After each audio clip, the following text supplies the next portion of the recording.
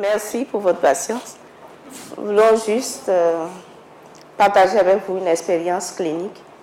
C'est à propos des enfants suivis au centre de prise en charge du CHU Tocoin de Lomé. Un rappel sur la situation épidémiologique du VIH au Togo. Nous avons une prévalence de 3,2%, dont 3,5% chez les femmes enceintes. Et à fin 2010, nous avions 24 635 personnes sous ARV, ce qui représente 62% de ceux qui sont en nécessité de traitement. Et nous avons 1357 enfants sous traitement ARV. Le cadre d'étude, c'est notre cadre d'étude, le centre de prise en charge pédiatrique, a une file active de 222 enfants.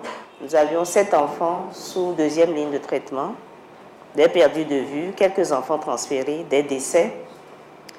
Et les nouvelles recommandations de l'OMS, nous avons commencé à les mettre en œuvre en décembre 2010, concernant la prise en charge par les ARV.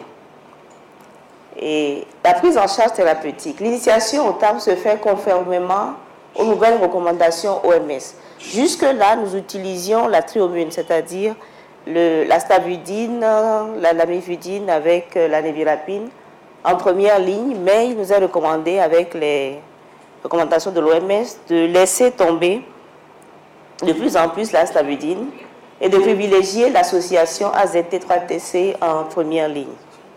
Ce qui fait que nos nouvelles inclusions se font à partir de décembre sous Diovir N. Et les anciens patients qui étaient sous thiomune, on a commencé par substituer la stabudine par l'acidovidine.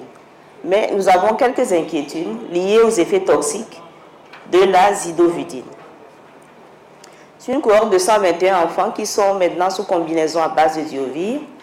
Bon, 2 tiers de ces patients étaient sous thiomune avant la substitution. Un patient infecté par le VIH2. Nous avons observé 4 anémies sévères avec un taux d'hémoglobine inférieur ou égal à 6 grammes par décilitre. Et un patient avait en plus une leuconeutropénie sévère à 136 cellules par millimètre cube. Le délai de survenue de l'anémie était à peu près de 2 à 7 mois et 3 patients ont dû être transfusés pour remonter le taux d'hémoglobine.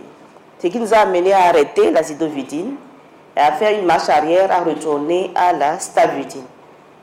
Donc avec cette expérience, nous disons que les nouvelles recommandations, avec la toxicité de l'azidovidine, vont restreindre un peu le choix des molécules pour la première ligne chez les jeunes enfants qui ne peuvent pas prendre le tenofovir à la place de l'azidovidine.